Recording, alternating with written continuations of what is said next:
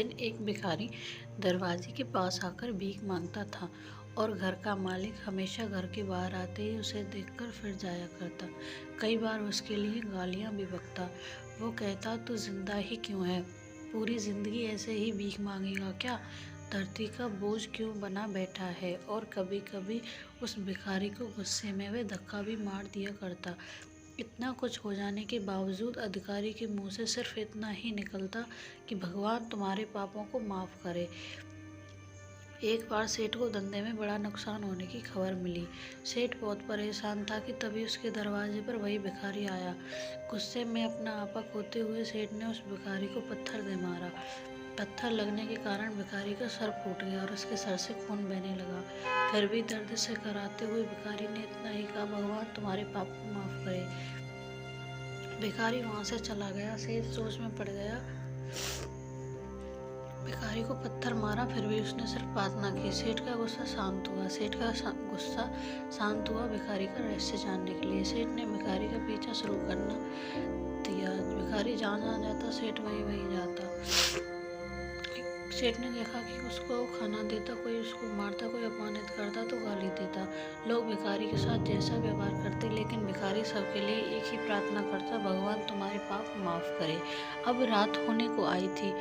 भिखारी अपने घर जाने के लिए लौटा। वो अपने घर पहुंच गया, लेकिन सेठ अब भी उसका पीछा ही कर रहा था। एक पुरानी टूटी हुई खटिया पर एक बूढ़ी औरत लेटी हुई थी। काफी कमजोर और बीमार लग रही थी। वह भिखारी की पत्नी थी। अपने पति को वापस आता देख वह खाट से उठ खड़ी हुई। पत्नी ने अपने पति के भीख वाले कटोरे में देखा, उसमें सिर्फ आधी बासी रोटी थी। उसे देखकर वह बोली, आज इतना ही मिला है और हाँ, आपके सर से खून निकल रहा है, ये चोट कैसे लगी? बूढ़ा भिखारी बोला, आज बस इतना ही मिला है, किसी ने कुछ नहीं दिया। सबने गालियां दी और एक ने पत्थर भी फेंका, इसलिए मेरा सर फट गया। एक गहरी ठंडी सांस लेकर बूढ़ा भिखारी फिर से बोला, ये मेरे ही पापों का फल है। तुम्हें याद है कुछ साल पहले हम कितने अमीर थे? क्या कुछ नहीं था हमारे पास हर चीज जरूरत से ज्यादा थी, लेकिन हमने कभी दान नहीं किया। और उससे भी बुरा हमने उस अंधे भिखारी के साथ किया जो हमारे द्वार पर भीख मांगने आया करता था। बूढ़ी पत्नी की आंखों में आंसू आ गए। बोली, हम उस बेचारे अंधे के साथ बहुत बुरा करते थे, उसका अपमान करते थे, उसे खाने के लिए रोटी की जगह कागज दिया करते थे, उसका मजाक उड़ाया करते थे और कभी कभी मारा भी करते। मैंने सभी उसको रास्ते नहीं दिखाए। एक बार मैंने मुंह पर मिट्टी भी फेंकी थी। वह हमेशा दुखी होकर यही कहता कि भगवान तुम्हें तुम्हारे किए की सजा देगा, भगवान तुम्हारे पापों की सजा जरूर देगा।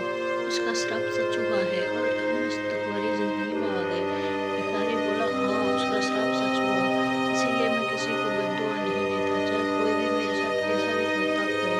मैं हमेशा उसके लिए प्रार्थना करता हूँ। मैं नहीं चाहता कि कोई भी हमारे जैसे जिंदगी का अनुभव करे, किसी को भी हमारे जैसे दुखों का सामना करना पड़े। हम नहीं जानते कि वे कितना बड़ा पाप कर रहे हैं, इसलिए अनजाने में हुए पाप की ऐसी सजा किसी को भी ना मिले, मैं नहीं चाहता। सेठ वहीं पर चुप कर ये सारी बातें सुन रहा था। अब उससे सब कुछ समझ में आ गया था। भिखारी और उसकी पत्नी ने वह आधी रोटी मिल बांट कर खाई और भगवान को धन्यवाद बोलकर सो गए।